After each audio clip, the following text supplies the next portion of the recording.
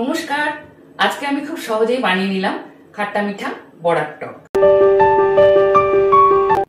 এখানে আমি 100 গ্রাম মটর ডাল নিয়ে নিয়েছি। মটর ডালটাকে আমি 4-5 ঘন্টা ভিজিয়ে রেখেছি। তোমরা চাইলে ওভারনাইটও ভিজিয়ে রাখতে পারো। এখন একটা মিক্সিং জার নিয়ে তার মধ্যে আমি পুরো ডালটা দিয়ে দিলাম, তার সাথে দিলাম একটা কাঁচা লঙ্কা। এবার এটাকে আমি গ্রাইন্ড করে নেব। গ্রাইন্ড করা আমার হয়ে গেছে। এবার একটা বোল নিয়ে তার মধ্যে পুরো মিশ্রণটা আমি ঢেলে দিলাম। পুরো মিশ্রণটা ঢালা হয়ে গেছে।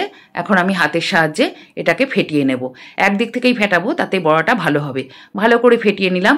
এবার দিয়ে দেব 1/2 চামচ নুন আর ছোটো চামচের 1/2 চামচ হলুদ গুঁড়ো দিয়ে দিলাম। এবার এটাকে আমি একটা চামচের সাহায্যে ভালো করে মিশিয়ে নেব। মিশিয়ে নেওয়া আমার হয়ে গেছে। এখন কড়াতে তেল দিয়ে দিলাম। তেল গরম হয়ে গেছে। এখন আমি এক এক করে বড়াগুলো এর মধ্যে দিয়ে দেব। সমস্ত বড়াগুলো এইভাবে আমি দিয়ে দিলাম। এখন বড়াগুলো একটা দিক হয়ে গেছে। এবার আমি বড়াগুলোকে উল্টে দিলাম। দুটো দিকই ভাজা হয়ে গেছে। এখন আমি বড়াগুলো সমস্ত তুলে নিলাম। এখন আমি কড়াতে অল্প একটু সাদা তেল গরম করে তাতে দিয়ে দিলাম 5 ফোড়ন আর দেব একটা শুকনো লঙ্কা।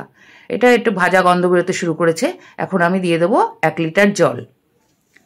জলটা দিয়ে তার মধ্যে আমি একটু নুন দিয়ে দিলাম, ছোটো চামচের 1/2 চামচ নুন আর 1/2 চামচ হলুদের গুঁড়ো। এখন এটাকে আমি একটু ঢাকা দিয়ে দেব। 1 মিনিট মতন ঢাকা দেব, যাতে হলুদের কাঁচা গন্ধটা চলে যায়। এবার ঢাকাটা সরিয়ে আমি ভেজে রাখা বড়াগুলো এর মধ্যে দিয়ে দিলাম। এবারে বড়াগুলো একটু সেদ্ধ হতে দেব। 1.5 থেকে 2 মিনিট মতন বড়াগুলো সেদ্ধ হবে। বড়াগুলো সেদ্ধ হয়ে গেছে। এবারে আমি ঢাকা সরিয়ে দিয়ে দিলাম বড় চামচের 4 চামচ চিনি। 4 চামচ চিনি দিয়ে দিলাম। এবার চিনিটাকে আমি ভালো করে মিশিয়ে দেব।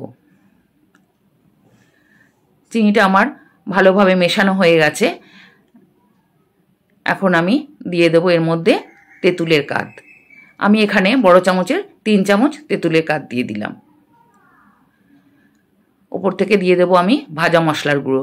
এখানে আমি 5 ফোড়ন আর শুকনো লঙ্কা ভেজে গুঁড়িয়ে রেখেছিলাম, সেটাই আমি দিয়ে দিলাম। রেডি হয়ে গেল আমার। এবার আমি সার্ভ করে দেব। এই রেসিপিটা তোমাদের কেমন লাগলো অবশ্যই আমাকে কমেন্ট করে জানাবে।